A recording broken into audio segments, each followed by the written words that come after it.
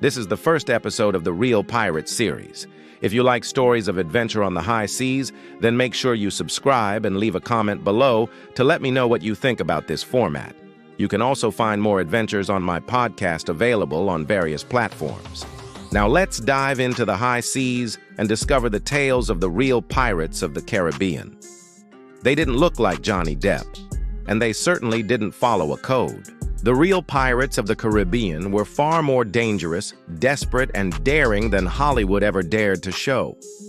These were men, and occasionally women, who abandoned the laws of king and crown to chase freedom at the edge of a blade. They didn't just plunder ships for treasure. They built floating republics, created their own brutal democracies, and in some ways laid the foundation for the myth of rebellion that still lives on today.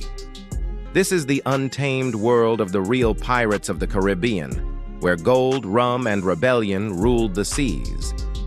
The story begins in the aftermath of empires. In the 1600s, Spain was the richest kingdom in the world, extracting unimaginable wealth from its American colonies. Gold and silver flowed from the mines of Peru and Mexico, shipped through the Caribbean Sea to the ports of Seville and Cadiz. These treasure galleons became floating invitations for theft, and the waters they traveled, ripe for plunder. Spain's European rivals, England, France, and the Netherlands, grew jealous. Unable to challenge Spain directly, they turned to a cheaper, more chaotic solution: licensed piracy. These early pirates were called privateers, mercenaries with royal permission to rob Spanish ships and settlements as long as they shared the profits. The most notorious of these was Sir Francis Drake, an Englishman who became a national hero for raiding Spanish colonies and capturing so much treasure he doubled Queen Elizabeth's fortune. But as European wars cooled and treaties were signed, the crowns began to disavow their dogs of war. By the late 1600s, thousands of former privateers were suddenly outlawed. Sailors trained in violence, now jobless, broke, and bitter. So what did they do? They kept pirating, but this time under their own flag. Welcome to the golden age of piracy, roughly 1650 to 1730, a time when the Caribbean became the most lawless and lucrative region on Earth. Pirates carved up the seas between Cuba, Jamaica, Hispaniola, and the American colonies. They attacked merchant ships, sacked coastal towns, and created floating societies unlike anything the world had seen. They were brutal, no doubt, but they were also radically egalitarian. On many pirate ships, captains were elected, decisions were made by vote, and plunder was divided equally among the crew. In a world ruled by kings and empires, the pirate ship was a democracy, with sabers. At the heart of it all was Port Royal, Jamaica, the original pirate city.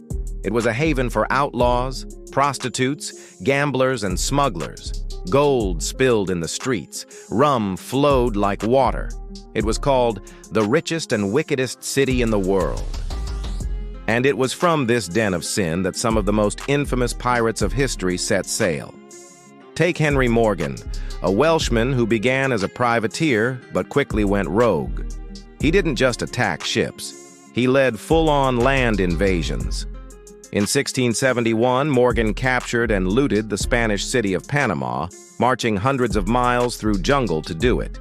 He burned it to the ground, took everything of value, and returned a hero to Jamaica. He was knighted and made the lieutenant governor of Jamaica. A pirate turned politician, the Caribbean was full of such contradictions. But not all pirates played nice with governments. Some declared open war on all nations. One of the fiercest was Blackbeard, born Edward Teach. He turned piracy into performance. With his wild black beard, smoking fuses under his hat, and a towering frame, he terrified sailors into surrender. He didn't always need to fight. His reputation did it for him. His ship, the Queen Anne's Revenge, mounted 40 guns and blocked ports up and down the American coast. Blackbeard even held the city of Charleston, South Carolina, hostage until they met his demands. He wasn't just a thief, he was a tactician of terror. Then there was Black Sam Bellamy, a pirate who fancied himself a kind of Robin Hood. A former British sailor who turned to piracy after being rejected by the father of his lover, Bellamy was known for his fairness and charm. His crew called him the Prince of Pirates. He claimed to fight against the corrupt aristocracy and argued that piracy was a form of justice.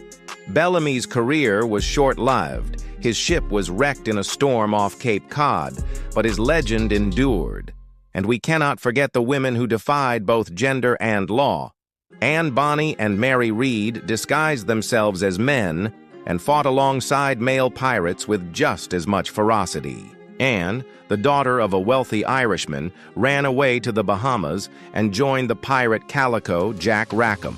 She was known for her fiery temper and skill with a blade. Mary, born illegitimate and raised as a boy, fought in wars before becoming a pirate. When both were captured and sentenced to hang, they claimed they were pregnant, and their executions were delayed. What happened to them afterward remains a mystery. But pirate life was no paradise. It was violent, dirty, and short. Disease was rampant. So was betrayal. Pirate codes were strict and punishments were severe. Theft from a crewmate could mean death. Cowardice in battle? Marooning on a deserted island. Many pirates died not in battle but from drowning, infection, or the hangman's noose. The golden age glittered, but it also bled. By the early 1700s, the party was coming to an end. European empires, now more stable, cracked down hard on piracy. The British Royal Navy was unleashed in full force. Governors were ordered to hunt pirates like animals. Amnesty was offered to those who surrendered, and death to those who didn't. Blackbeard was tracked down and killed in a bloody fight with the Royal Navy in 1718. His head was hung from the bow of a ship as a warning. Charles Vane was hanged in Jamaica. Calico Jack met the noose too. Port Royal, the pirate capital, met a poetic end. In 1692, a massive earthquake swallowed half the city into the sea. It was seen by many as divine punishment, a judgment on the wickedness of pirates and sinners. Nature, it seemed, wanted the pirates gone too, but their legacy refused to sink. Though their reign lasted only a few decades, the real pirates of the Caribbean left a deep mark on history. They challenged empires, disrupted global trade, and created outlaw societies that valued freedom, however brutal their methods. They became legends, symbols of rebellion in a world of rigid control. Over time, their rough edges were polished into pop culture icons. The rum-soaked scoundrel, the treasure map with an X, the parrot on the shoulder. These may be myths, but they began with real men and women who risked everything to live by their own rules.